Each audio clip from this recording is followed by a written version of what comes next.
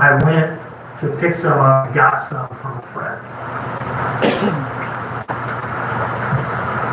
This is the first appearance of the Oragel story,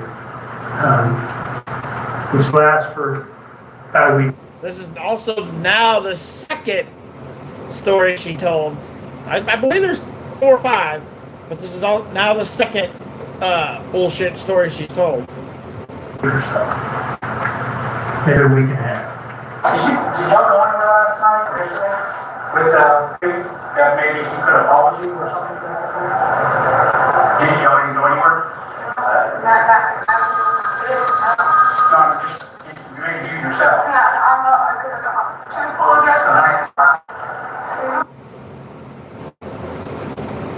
Thank you, Miller. Have a good night. 2 o'clock yesterday afternoon? No, like morning at last, and I couldn't go to sleep. Okay, so where'd you go? Right up the road right here, got Chevron. Got my friend that used to work with, she got board notes, they didn't have any answer, okay, I'm home. Okay. Did you go anywhere else? Have you made your phone? So when did you get home? I can say exactly.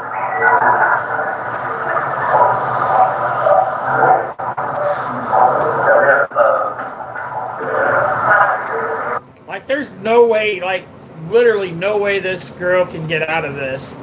Like, they've got so much evidence on her, and so many times that she's lied. Like, I don't see any way that she can get out of this. I just don't see any way.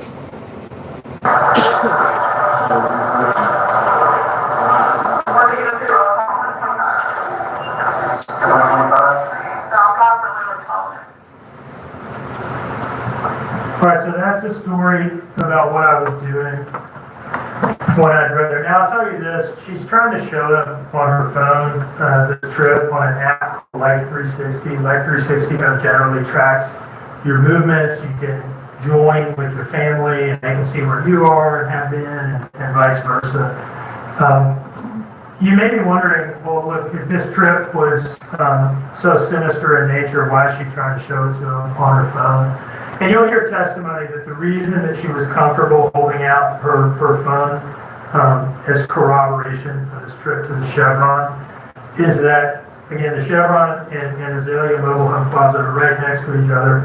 And looking at the screen, you can't necessarily tell which one she's at. You can only tell that she's in the general area. So she believes that this kind of helps prove that I'm telling the truth about being at the Chevron. Now, the police would later pull very precise GPS data from the phone, like not just looking at the screen, but from the actual phone, that puts her not at the Chevron, but right at the dumpsters at Azalea, which are, I don't know, maybe 100 yards, 75 yards from the Chevron. But that's why she's holding the Life 360 out and saying, look, this helps me. So that's the first appearance of the Oragel story, to explain the Azalea trip. The police take all 3 of the adults in the house. Eventually they say, we really need you to get Danny, Cole, and the defendant to the police station, sit them down for formal interviews, and just get like a complete sequence of the day from all 3 of these people. And the first interview with the defendant takes place in something that they call the lactation room or the nursing room. I think you sometimes also hear these things referred to as mothering rooms. And the reason for that is that Danny was in the single. What's sad is you think your opinion is the only one that matters. But it's all good. You be you.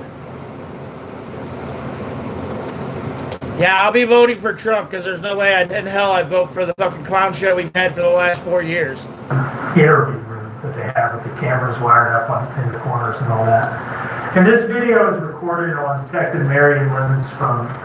Now, by this time, this is a joint federal and local investigation. The FBI has shown up because they get involved in kidnappings, abduction cases.